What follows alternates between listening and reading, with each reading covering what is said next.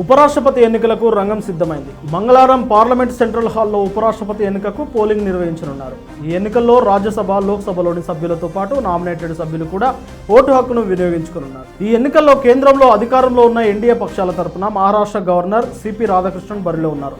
ఇక ప్రతిపక్షం కాంగ్రెస్ పార్టీ నేతృత్వంలోని ఇండియా కూటమి తరఫున సుప్రీంకోర్టు న్యాయమూర్తి జస్టిస్ సుదర్శన్ రెడ్డి పోటీలో ఉన్నారు. తాజా ఎన్నికలకు సంబంధించి ఎన్డీఏ పక్షానికే బలం కనిపిస్తుంది. ఉభయ సభల్లో బీజేపీ నేతృత్వంలోని ఎన్డీఏ కూటమికి 425 మంది సభ్యులున్నారు. దీంతో ఎన్డీఏ అభ్యర్థి సిపి రాధాకృష్ణన్ విజయం దాదాపు ఖరారైందనే చర్చ సాగుతుంది. అయితే కాంగ్రెస్ నేతృత్వంలోని ఇండియా కూటమికి ఇరు సభ్యుల్లోనూ 311 మంది సభ్యులు మద్దతు.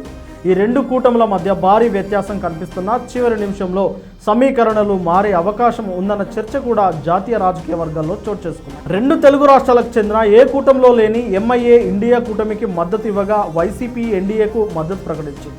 ఈ క్రమంలోనే సమీకరణల మార్పుపై సర్వత్రా చర్చ సాగుతుంది. క్రాస్ ఓటింగ్ లేదా వేసిన ఓట్లు చెల్లుబాటు కాకపోయినా ఫలితాల్లో తేడా వచ్చే ఛాన్స్ లేకపోలేదు.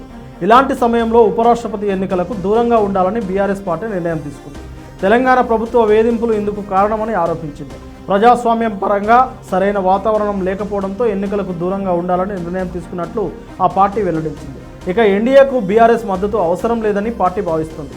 ఆ కారణంగా కూడా ఉపరాష్ట్రపతి ఎన్నికల నుంచి దూరంగా ఉండాలని బీఆర్ఎస్ నిర్ణయం తీసుకున్నట్లు ఆ పార్టీ పేర్కొంది. బీఆర్ఎస్ అధిష్టానం నిర్ణయం కారణంగా రాజ్యసభలో సభ్యులు ఉపరాష్ట్రపతి ఎన్నికల్లో ఓటు వేయరు. దీంతో తటస్థ పార్టీలపై ఆశలు పెట్టుకున్న కాంగ్రెస్కి, ముఖ్యంగా తెలంగాణ వ్యాప్తిని నిలిపాయన్న రేవంత్కి ఈ నిర్ణయం ప్రతికూలమే. తమకు ఓటు వేయకపోయినా పర్వాలేదు, కాంగ్రెస్ మిత్రపక్షాల అభ్యర్థికి మాత్రం ఓటు వేయొద్దని బీజేపీ నేతలు తేల్చి చెప్పారు.